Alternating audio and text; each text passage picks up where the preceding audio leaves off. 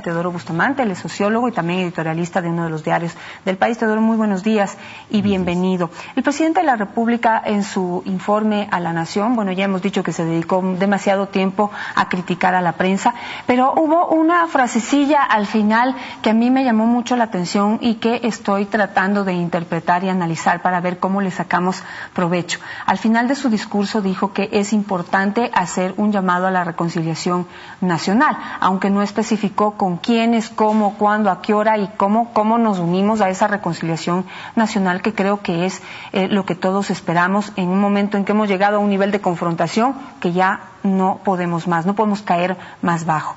¿Cómo lo interpreta usted y cómo poder llevar a la práctica esa reconciliación nacional desde la sociedad civil?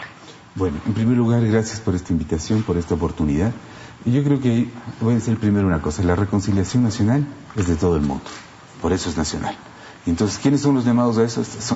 Debemos sentirnos llamados, y no sé cómo lo haya sentido el presidente, pero el hecho de que el Ecuador necesite una reconciliación, dígalo quien lo diga, es una necesidad, es una realidad de todos. Entonces, el problema viene: ¿cómo podemos construir eso?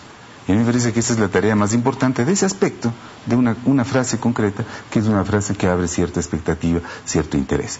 Y aquí vienen algunas cosas que sí hay que decirlas. Cuando hay conflicto, una de las cosas que es indispensable para la reconciliación es terminar la agresión. Usted no puede reconciliarse con quien le está pegando.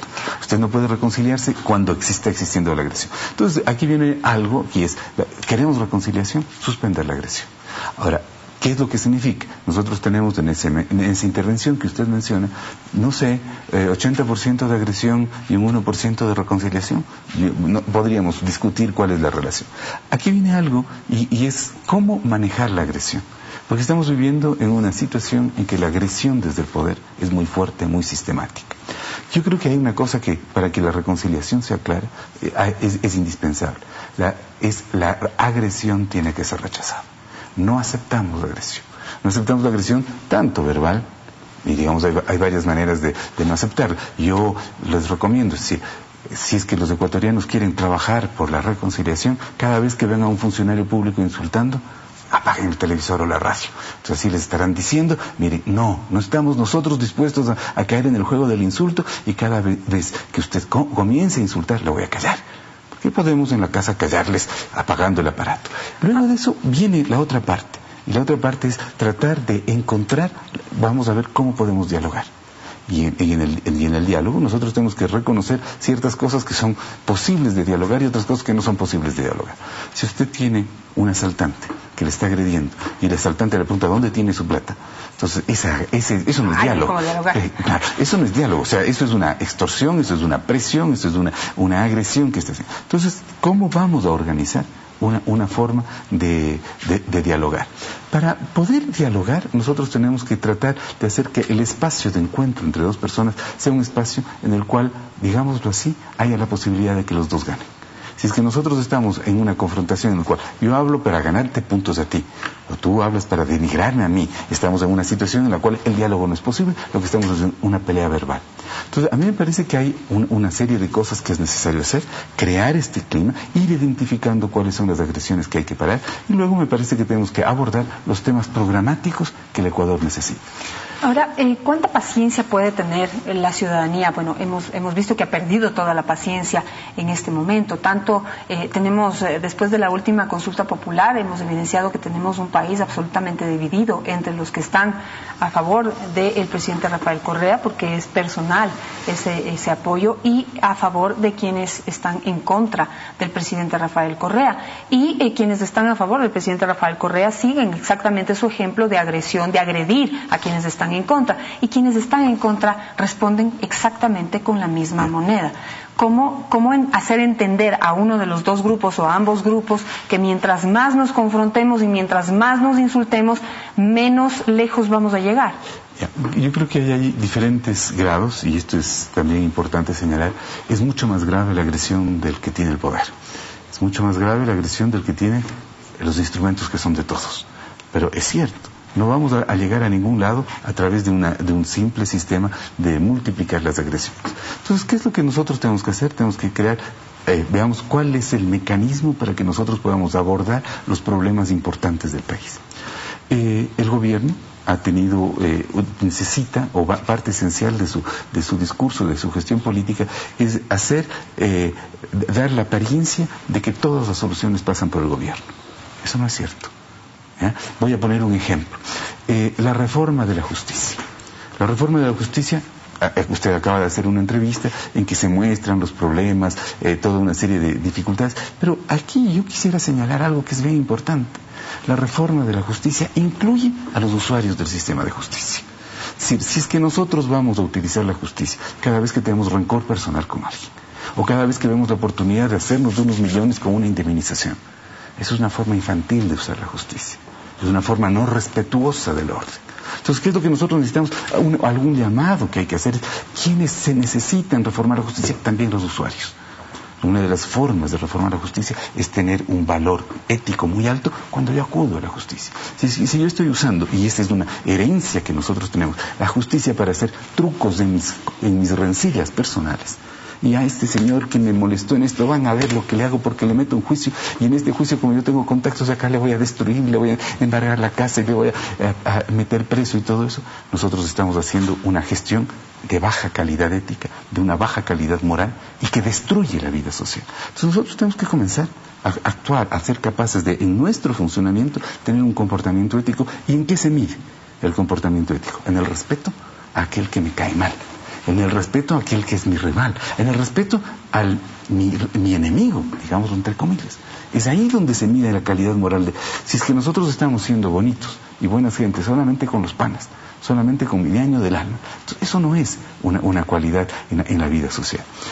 Ahora ¿es posible,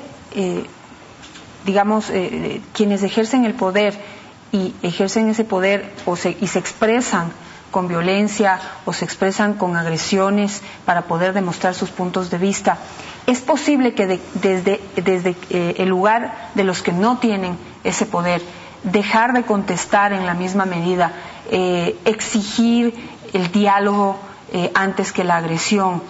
¿Es posible que eso tenga algún efecto en algún momento en quienes tienen el poder? Yo creo que ahí tenemos un problema, y aquí yo creo que no hay que hacerse ilusiones. Y lo voy a decir francamente como yo lo veo. El sistema de poder que se ha implementado está en crisis. Es un poder que se basa sobre una hegemonía absoluta. Es un poder que estaba presuponiendo el éxito de los 80% en las elecciones. Y vimos que tuvieron menos de la mitad de los votos en el último proceso electoral. Entonces, ¿qué es lo que va a suceder con estas personas? Con estas personas lo que va a suceder es que están bastante desesperados. Y entonces no saben cómo enfrentar una situación en la cual ya no tienen esa facultad de hacer lo que les dé la gana. Están desesperadamente tratando de utilizar todos los trucos. Lo de la asamblea fue un ejemplo hermoso de esa desesperación por tener el control absolutamente todo y respetando procedimientos, haciendo todo lo que sea. Entonces, ¿qué es lo que va a suceder? Y yo creo que esto es importante. Tenemos un alto riesgo.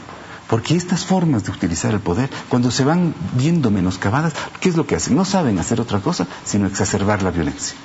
Entonces tengo esto, yo voy a meterles un juicio acá, voy a ser agresivo acá, les voy a meter presos acá, voy a clausurar esta cosa de acá y me interpreto esta ley para poder hacer esta otra cosa. Eso es lo típico. Ahora, ¿qué es lo que sucede? Ese es un proceso que va declinando, se van a desesperar, van a patalear, el país puede perder mucho en eso. ¿Qué es lo que nos toca a los otros?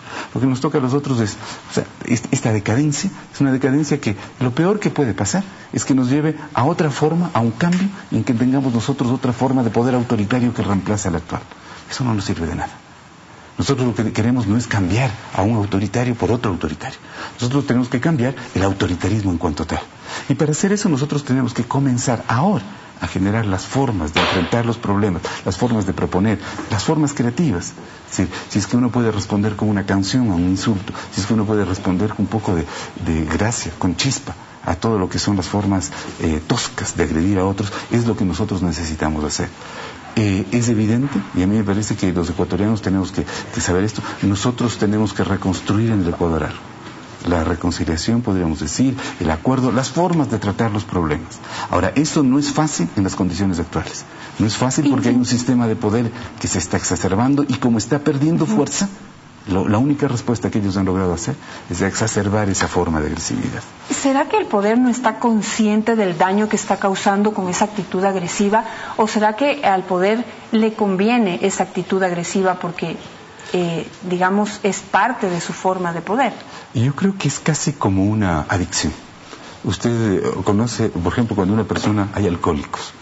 Los alcohólicos saben que les hace daño, pero no tienen otra posibilidad de reaccionar frente a la tensión, frente a la crisis, y cada vez que les pasa algo mal van a tomar alcohol y están mucho peor. Esta es una forma adictiva, no tienen otros recursos. Se les convirtió en el insulto y la agresión en una solución tan fácil que aparentemente les dio los resultados que no saben actuar de otra manera. Entonces, ¿qué es lo que nosotros tenemos que decirles? Miren, ¿qué es lo que hay que hacer con un alcohólico? Un alcohólico, meterle preso o ese tipo de cosas no es solución. Pero hay que tratar de mostrarle que hay caminos diferentes. Y aquí hay una cosa que es importante, y esto yo sí creo que es. Yo le voy a decir, a mí no me preocupa mucho el presidente. El presidente es una persona. El presidente en realidad es un individuo. El presidente hace lo que hace, y puede hacer lo que hace porque tiene, digámoslo así, un conjunto de personas que le dan ese rol, que le dan esas atribuciones, que le siguen, que están a la expectativa. Yo creo que el presidente ha demostrado lo que él es capaz de hacer. Él es capaz de hacer 80% de insultos y 1% de reconciliación. Eso no es suficiente. Pero el conjunto de personas que han estado, que forman parte de esa tendencia política, yo creo que están a un nivel muy superior. Y yo creo que lo que tenemos nosotros que hacer es organizar la posibilidad de diálogo con cientos, con decenas de miles de personas que no tienen esa limitación de no poder abandonar la agresividad como forma de expresión. Ellos son con quienes nos tenemos que reconciliar. Es ellos los que tenemos que hablar. Ellos son mucho más importantes que una persona que ha demostrado que lo máximo que puede llegar es 1% de reconciliación y 80% de agresión. Muchísimas gracias, Teodoro, por estar esta mañana.